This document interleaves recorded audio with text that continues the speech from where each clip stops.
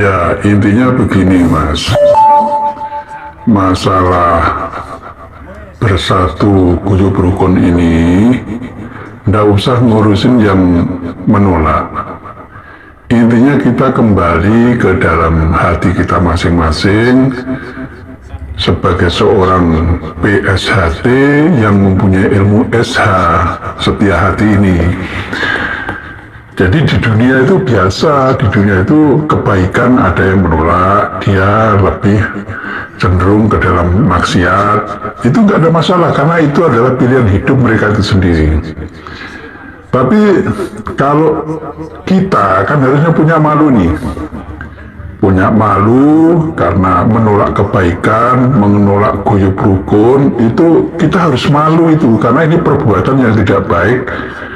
Artinya di negara Republik Indonesia ini kan diatur, Mas.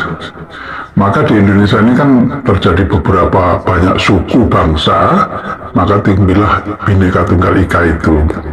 Nah, di dalam orang PSHT yang ber-SH itu pasti dia akan mengedepankan persaudaraan, mengedepankan kebersamaan, kan begitu harusnya. Karena kita sudah diberikan ilmu setia hati itu tadi.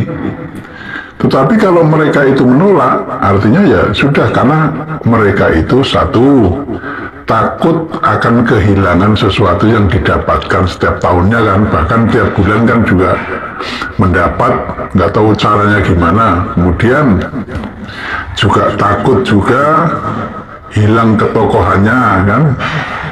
Begitu, kalau hilang ketokohannya itu kan akhirnya kan dapatnya apa dari luar itu kan kita nggak tahu juga kan. Tapi jangan, artinya kita ini harus waspadalah terhadap orang-orang yang seperti ini. Kita tetap guyub rukun saja.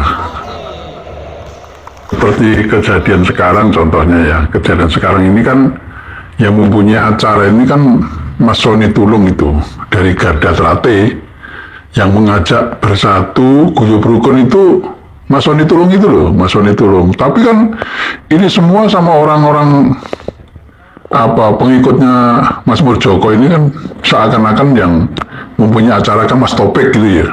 Itulah mereka itu dalam otaknya mereka itu sudah ya nggak tahu isinya itu apa. Yang jelas mereka sudah menuduh Mas Topik, membenci, sudah sangat bencinya udah akut intinya, karena memang saya yakin hanya takut kehilangan sesuatu yang didapatkan.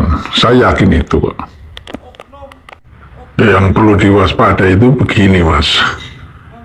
Apakah Mas Murjoko dan Mas Isbiantoro itu nggak bisa merubah hatinya gitu? Dia kan seorang yang senior, yang ngerti. Kalau kebaikan kebersamaan itu ditolak, itu apa nggak merasa dosa?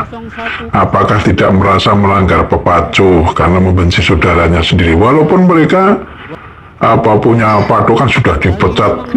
Ini apa semuanya sudah dipecat orang seluruh dunia ini. Mau begitu? Mas Murjoko harus Isbiantoro itu loh. Apa nggak berpikir itu setelah hidup di dunia itu mau kemana gitu loh?